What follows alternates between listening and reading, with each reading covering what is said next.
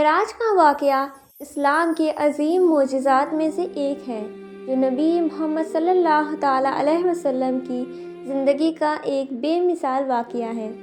یہ سفر اللہ کی قدرت، نبی صلی اللہ تعالیٰ علیہ وسلم کے مقام اور دین اسلام کی روحانیت کو سمجھنے کا ذریعہ ہے۔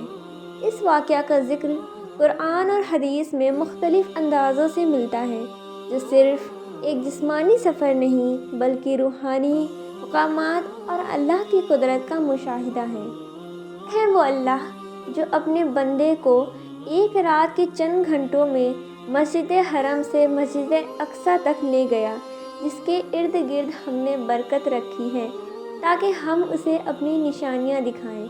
بے شک وہی سننے والا اور دیکھنے والا ہے۔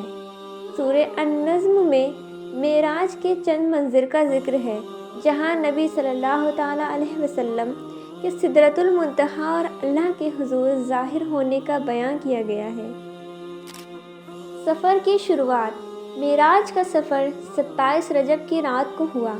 نبی صلی اللہ تعالیٰ علیہ وسلم مسجد الحرم خانہ کعبہ میں آرام فرما رہے تھے جب حضرت جبرائیل علیہ السلام اللہ کے حکم سے آپ صلی اللہ تعالیٰ علیہ وسلم کے پاس آئے۔ حضرت جبرائیل علیہ السلام نے آپ صلی اللہ تعالیٰ علیہ وسلم کے لیے براق، ایک عظیم سواری جو روشنی سے تیز ہے، لے کر آئے۔ نبی صلی اللہ تعالیٰ علیہ وسلم کو مسجد الحرم سے مسجد الاقصیٰ لے جایا گیا۔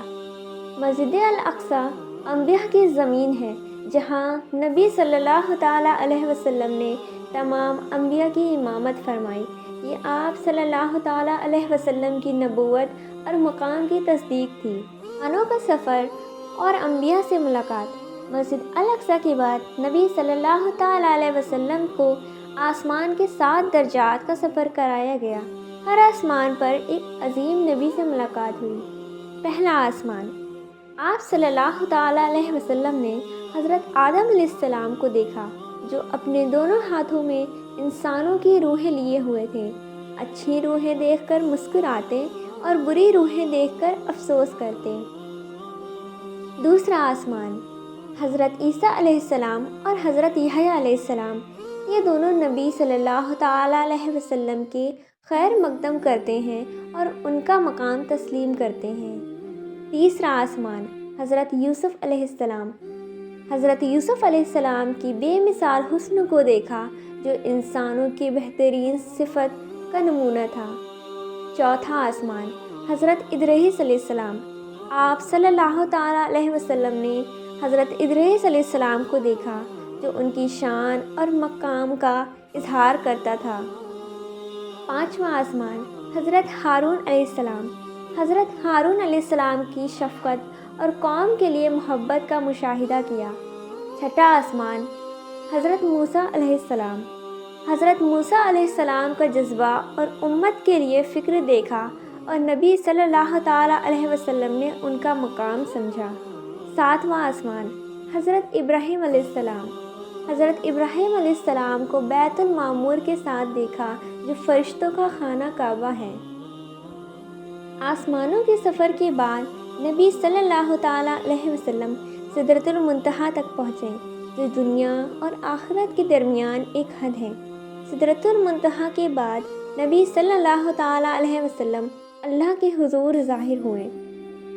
سدرۃ المنتہا پر نبی صلی اللہ تعالیٰ علیہ وسلم اور اللہ کے درمیان جو گفتگو ہوئی، وہ اتحیات کے روپ میں نماز کا حصہ بن گئی۔ التحیات للہ والصلوات والطیبات، السلام علیک ایھا النبی ورحمۃ اللہ وبرکاتہ، السلام علینا وعلی عباد اللہ الصالحین، اشہد ان لا الہ الا اللہ واشہد ان محمدا عبدہ ورسولہ۔ اس کا معنی سب تعظیم، عبادت اور پاک باتیں صرف اللہ کے لیے ہیں، اور سلام ہو آپ پر اے نبی صلی اللہ تعالیٰ علیہ وسلم، اللہ کی رحمت اور برکت کے ساتھ۔ سلام ہو آپ پر اور اللہ کے نیک بندوں پر۔ میں گواہی دیتا ہوں کہ اللہ کے سوا کوئی معبود نہیں۔ میں گواہی دیتا ہوں کہ محمد صلی اللہ تعالیٰ علیہ وسلم اللہ کے بندے اور رسول ہیں۔ اللہ نے نبی صلی اللہ تعالیٰ علیہ وسلم اور ان کی امت کے لیے نماز فرض کی۔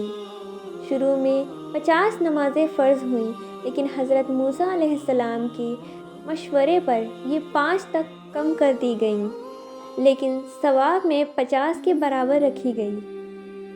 نبی صلی اللہ تعالیٰ علیہ وسلم نے جنت کی نعمتیں دیکھیں جو مومنوں کے لیے تیار کی گئی ہیں، جہنم کے عذاب اور گنہگاروں کے لیے تیار سزا دیکھی جو انسانوں کے لیے نصیحت ہے۔ معراج کا پیغام، نماز کی اہمیت۔ یہ سفر نماز کی شدت اور اللہ کے قرب کا اظہار ہے۔ روحانیت، معراج کا واقعہ انسانی روحانیت کو بڑھانے اور اللہ کے قدرت کو سمجھنے کا ذریعہ ہے۔ اللہ کی قوت، یہ واقعہ اللہ کی قدرت کا اظہار کرتا ہے جو ہر چیز پر قادر ہے۔ معراج کا سفر صرف نبی صلی اللہ تعالیٰ علیہ وسلم کا مقام کا ظاہر نہیں، بلکہ ہر مسلمان کے لیے عبادت اور اللہ کی رحمتوں کو سمجھنے کا سبب ہے۔